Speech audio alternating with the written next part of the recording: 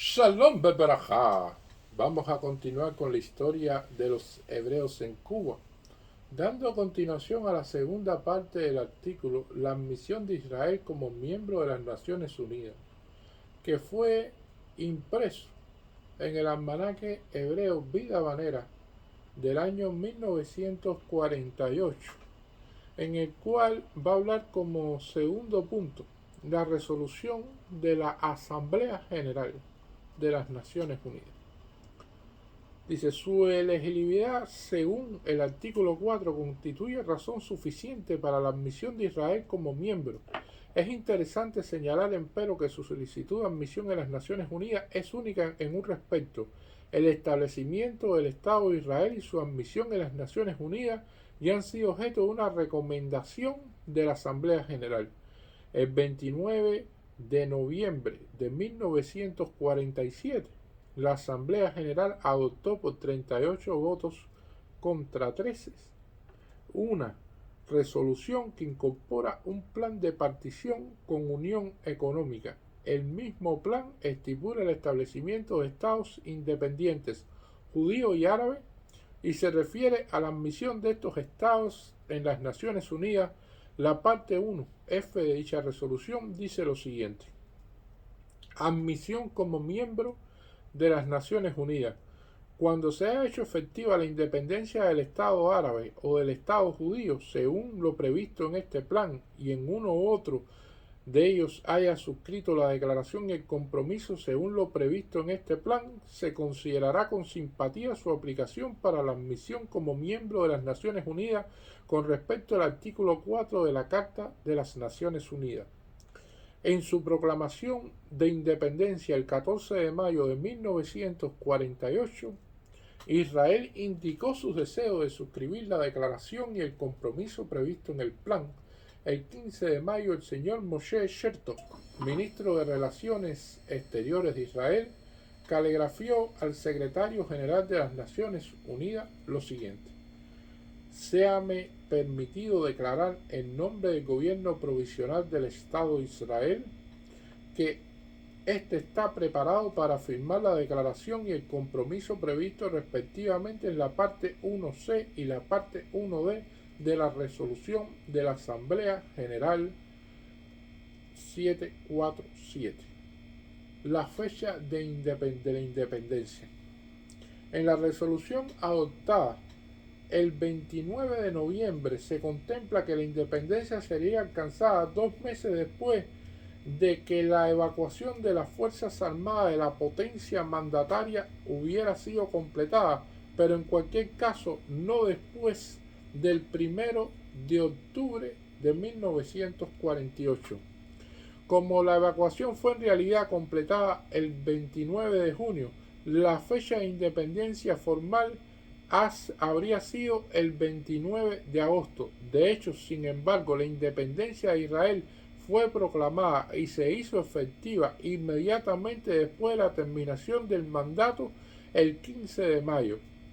Esto se hizo de acuerdo con la acción adoptada por la Asamblea General el 14 de mayo al revelar de sus funciones a la Comisión de Palestina, que debía haber actuado como autoridad intermedia desde la terminación del mandato hasta la independencia final.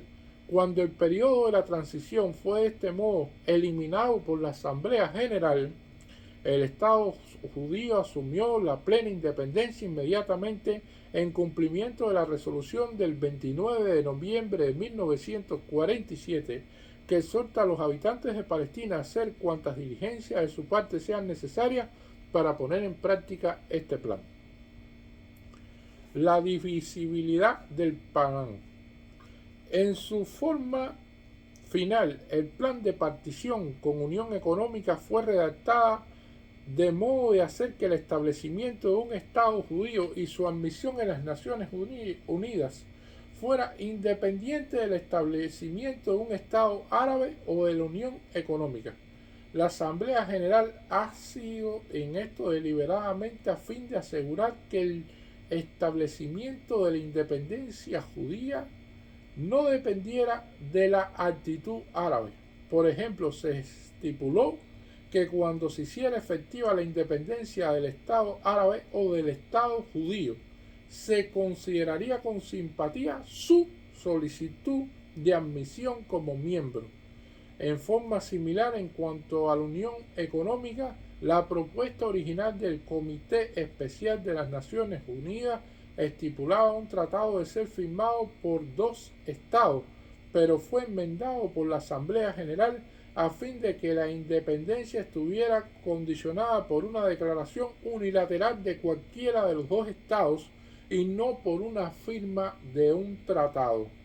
Según los términos del plan, por lo tanto, el hecho de que el Estado árabe y la Unión Económica todavía no hayan comenzado a existir no afecta la validez de la recomendación de la Asamblea General relativa a la independencia de Israel y su admisión en las Naciones Unidas.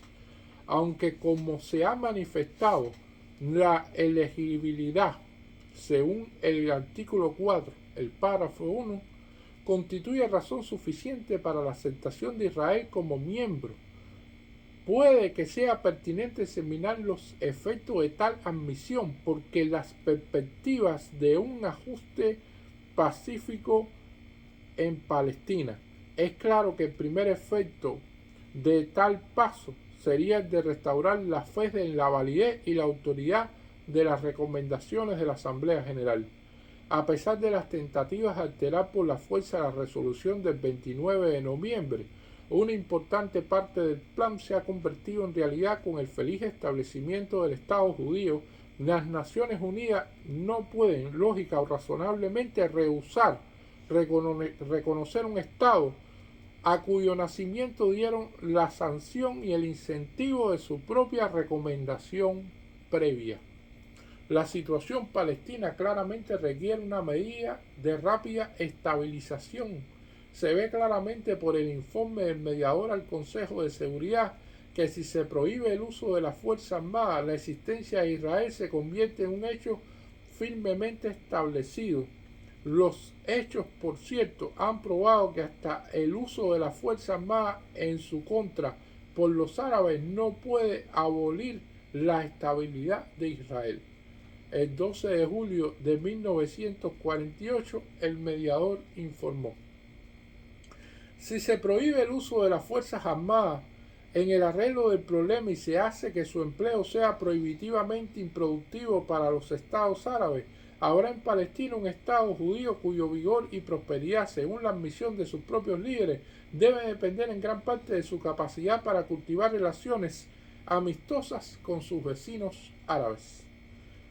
La supervivencia pacífica del Estado judío es de este modo definida como la única alternativa al problemático éxito de una agresión que el Consejo de Seguridad ha prohibido explícitamente.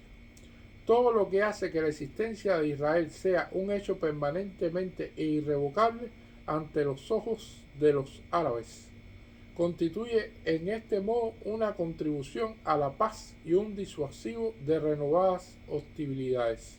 Si la comunidad internacional ha de hacer que el mundo árabe acceda a mantener relaciones pacíficas con Israel, ella misma debería reconocer lo que desea que el mundo árabe reconozca.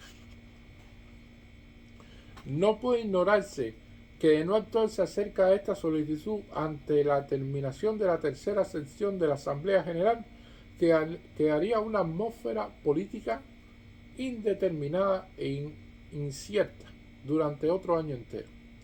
La tentación para renovar las hostilidades a fin de derrocar a Israel sería anulada por la admisión inmediata y prolongada por postergación ulterior.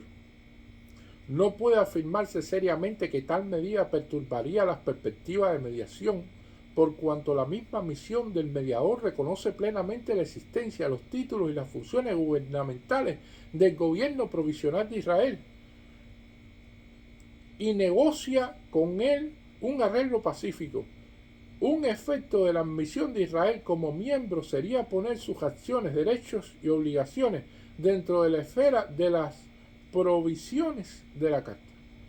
Es claramente una condición esencial de un ajuste pacífico que los estados árabes sean inducidos a aceptar la existencia de Israel y abandonar todas las tentativas de eliminarlo por la fuerza.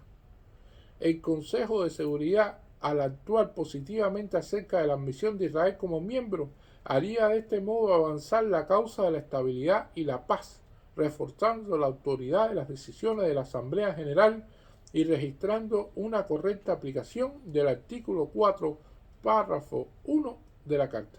Conclusión. No sería impropio en este momento reflexionar acerca de los lazos históricos entre Israel y los ideales de las Naciones Unidas. En la antigüedad, la doctrina de la cooperación internacional fue proclamada por primera vez en la literatura de Israel, y en los tiempos modernos el pueblo judío que ha creado el Estado de Israel fue llamado a hacer su plena contribución con terribles sacrificios y sostenidos esfuerzos a la derrota del nazismo y al consiguiente ascendiente de las Naciones Unidas. Así este interesante artículo finaliza, que se llama Admisión de Israel como miembro de las Naciones Unidas, que fue publicado en el almanaque hebreo Vida Habanera del año 1948. Muchas gracias.